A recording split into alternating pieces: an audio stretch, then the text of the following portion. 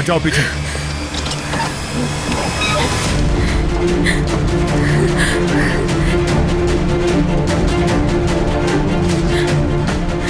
यूसुफ, यूसुफ कहाँ है? उसे क्यों नहीं लाए बाहर?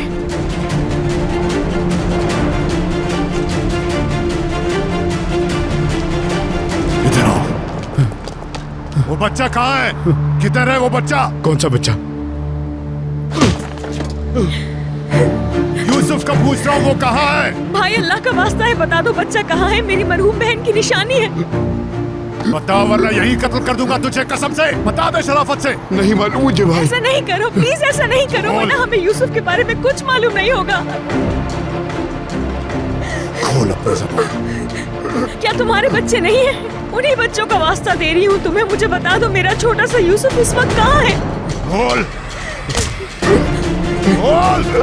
बताता है या यही गाड़ू तुझे? जब वो मुझे मिला, जब वो तुझे मिला, जब वो मुझे मिला तो जिंदा नहीं था भाई।